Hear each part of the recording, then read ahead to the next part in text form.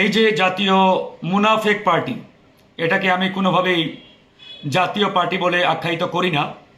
এই জাতীয় মুনাফেক পার্টির বিষয়ে মাননীয় প্রধান উপদেষ্টা যদি আগামীকালকের মধ্যেই চূড়ান্ত সিদ্ধান্ত গ্রহণ না করে, তাহলে আমরা কিন্তু বেশিক্ষণ চুপ থাকবো না। অনেক সুযোগ দিয়েছে, অনেক ছাড় দেওয়া হয়েছে, এখন আর চুপ থাকা কিংবা ছাড় দেওয়ার আর কোনো সুযোগ নেই। গণ অধিকারের বিপ্লবী সভাপতির উপরে হামলার পরে যারা ভিডিও ফুটেজ দেখেছেন, ছবি দেখেছেন, মানে কোনোভাবেই স্বাভাবিক সুস্থ মস্তিষ্কের কোনো ব্যক্তি চুপ থাকার কথা নয়। মানে হৃদয়ে রক্তক্ষরণের চূড়ান্ত লেভেল আমরা এখন আসলে অবস্থান করছি। তো সেই জায়গা থেকে আসলে এখনও ধৈর্যের পরিচয় দিচ্ছি, ধৈর্যের পরীক্ষা করতেছি, পরীক্ষা দিচ্ছি আমরা। এই ধৈর্যের পরীক্ষা কিন্তু আসলে বেশিক্ষণ আমরা আর কন্টিনিউ করতে পারবো না।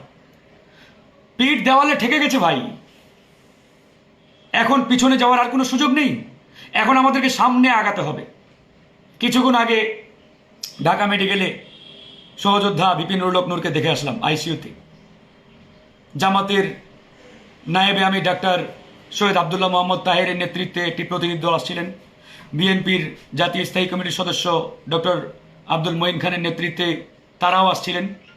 ডাক্তাররা স্পষ্ট করে বলেছে তার মস্তিষ্কে মগজে রক্ত জমাট বেঁধে আছে। ইটস ভেরি ডেঞ্জারাস, একবারে ক্রিটিক্যাল।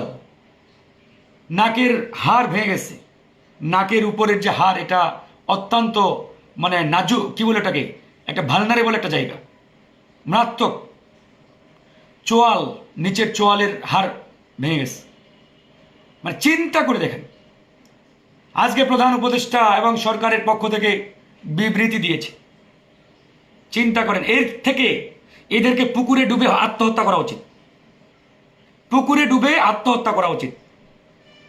চেয়ারে বসে যাদের হাতে ক্ষমতা পাওয়ার, তারা যদি বিচার চাই বলে ফেসবুকে পোস্ট করে নিন্দা জানাই, এর চাইতে লজ্জাজনক ঘটনা আর কিছু আছে বলে আমি মনে করি না।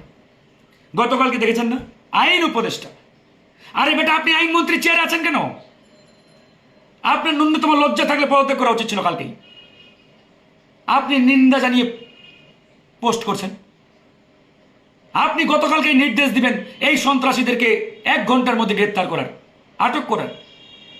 আপনি মিনিস্টারের চেয়ারে বসে নিন্দা জানাচ্ছেন।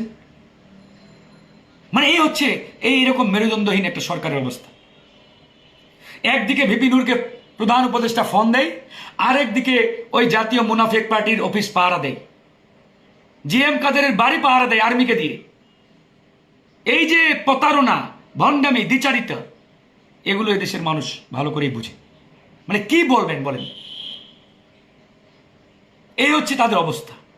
তো যাই হোক, আমরা সরকারকে জানিয়েছি। কিছুক্ষণ আগেও আমি প্রেস সচিব শফিক সাহেবকে ফোন করেছিলাম, কথা হয়েছে। সরকারকেও আমরা জানিয়েছি যে বিপিন নূরের বর্তমান যে শারীরিক অবস্থা, এই অবস্থায় তাকে অনতিবিলম্বে সরকারিভাবে বিদেশে নিয়ে ট্রিটমেন্ট করানো দরকার, কারণ তার সুস্থতা জরুরি। এই দেশকে বিনির্মাণের জন্য ভিপি নূরকে দরকার। আর এই জন্য ফ্যাসিবাদী ভারতীয় রয়ের দালালরা বারবার ভিপি নূরকে অ্যাটাক করে তাকে থামানোর চেষ্টা করে। আর গতকালকের যে ঘটনা, এটা তো পরিকল্পিতভাবে হত্যাকাণ্ড, হত্যার উদ্দেশ্যে চালানো হামলা। কারণ তারা জানে যে এই ভিপি নূরদের আটকাতে পারলেই এই বাংলাদেশে আবারও আওয়ামী লীগকে পুনর্বাসন করানো যাবে, হাসিনাকে ফিরিয়ে আনা যাবে। আর ভিপি নূরকে আটকানো না গেলে আওয়ামী লীগের পুনর্বাসনের যে প্রকল্প, ভারতীয় যে এজেন্ডা, এটা বাস্তবায়ন সম্ভব নয়। এই জন্যই ভিপি নূরদের উপরে বারবার অ্যাটাক, বারবার হামলা। দেখেছেন আপনারা সবাই। তো এই জন্য আমরা স্পষ্ট করে বলেছি, কাল রাজনৈতিক দলগুলোকে নিয়ে প্রধান উপদেষ্টা বৈঠক ডেকেছেন।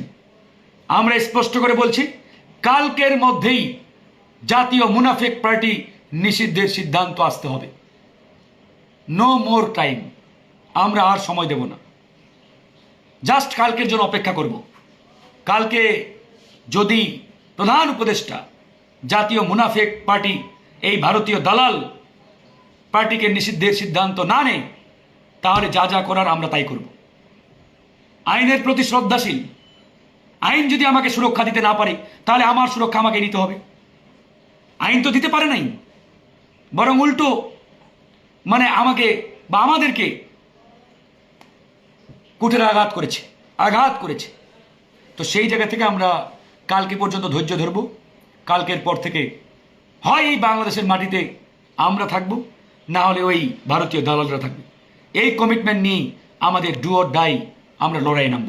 একবারে স্পষ্ট কথা।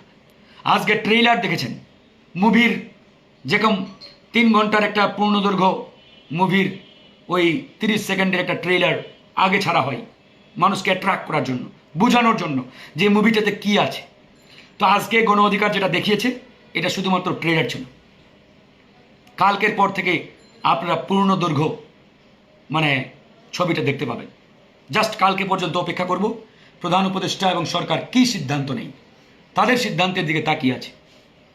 যাই হোক, পরিশেষে একটাই আহ্বান, ভিপি নূরকে সরকারিভাবে অতি দ্রুত বিদেশে পাঠানোর ব্যবস্থা করতে হবে। দ্বিতীয়ত, এই জাতীয় মুনাফেক পার্টিকে কালকের মধ্যেই নিষিদ্ধের সিদ্ধান্ত নিতে হবে। এর বাইরে আর কোনো আমাদের অপশন নেই, যাওয়ার কোনো রাস্তা নেই। একবারে স্পষ্ট কথা। ধন্যবাদ।